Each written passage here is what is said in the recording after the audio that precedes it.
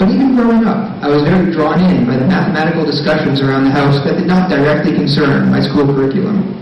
And we were always surrounded by interesting math books, from math short story collections edited by Clifton Fadiman to books with plans for paper geometric constructions.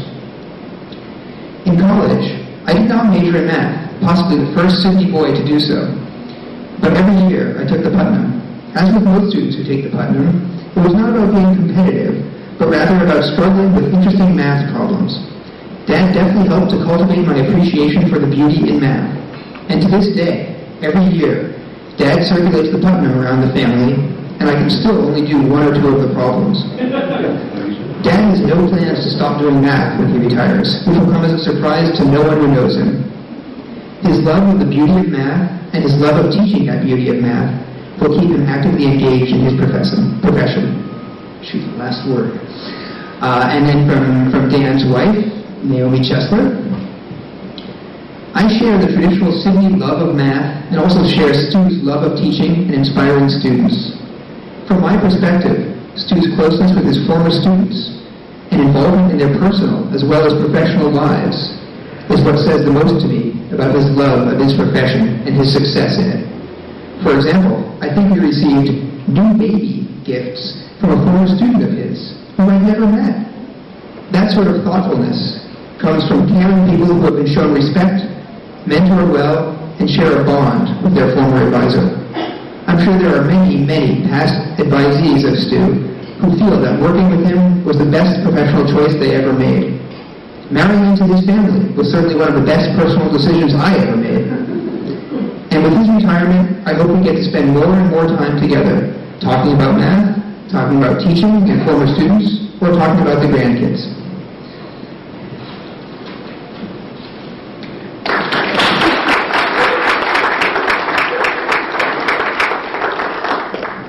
All right, next is Larry Sidney, who will also read a few words from Stuart's brother, Jeff. Okay, thanks. I share Ray's feelings on our brother Dan. I was out there in Brussels 2 weeks ago. I flew out of Brussels at noon and I was here by 2 o'clock, so I don't see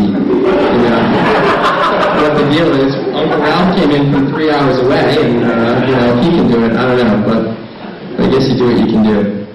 Anyway, so this comes from our father's older of his 2 younger brothers. This is Jeff in Ottawa. A few words about my brother Stu. First, I would have dearly loved to attend the reception today, but my wife and I are off to Israel for 5 weeks tomorrow, and logistics would have been impossible. I could talk for hours about my brother, but I will just make a few terse remarks which sum up the essence of why he is so dear to so many people. First, what you see is what you get. Stu is perhaps the most honest, forthright individual I have had the honor of knowing my whole life. He wears his high moral and ethical standards on his sleeve for all to see. His dedication to getting the job done to perfection the first time is, I believe, legendary. He cares for people in the community and always did more than his share for the collective good of all. And he cares for people and will go the extra mile for them. I know he gave me so much as an older brother, teacher, moral guide, and friend. Stu, I'd like to end with a great pun, but that is your forte, not mine. So I'll simply wish you, Joan, and the family many more wonderful years together. Love, Jeff.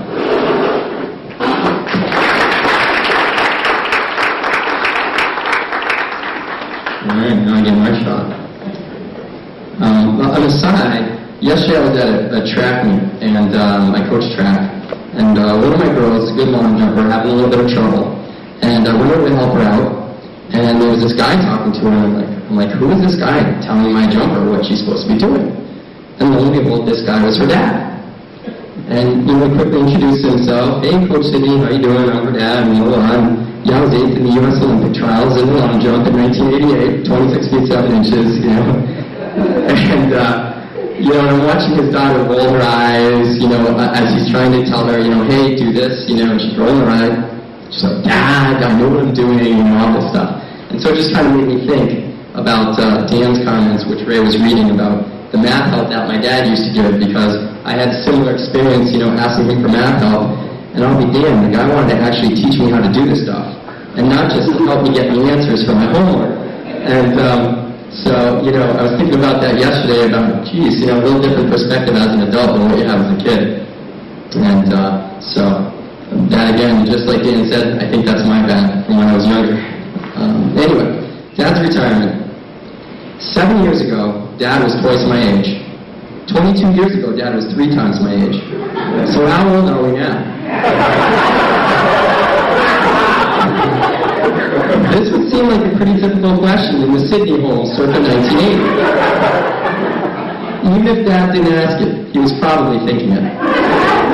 The truth is, there was a lot of mathematical gibberish discussed at the Sydney dinner table over the years.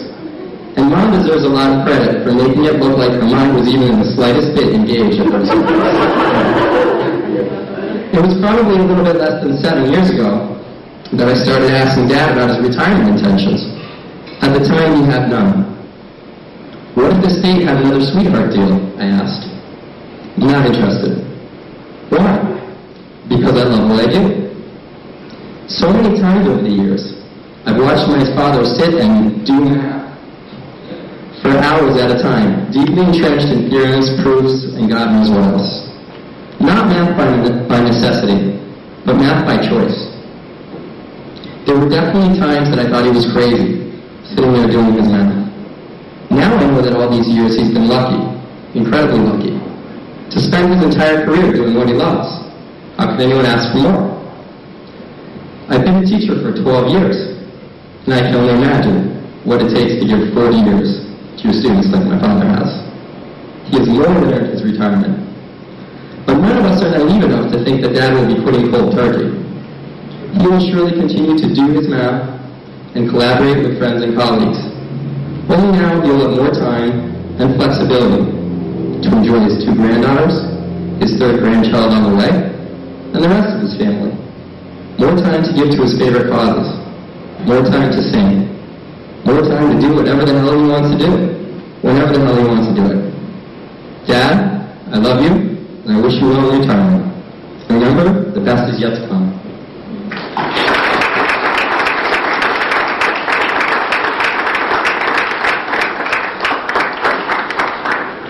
Okay, the last Sydney to speak is Jen Sydney. Say the best for last. And before I start, I just want to give a special thank you to Mark Dangles for taking me off the hook on the song. Thank you very much.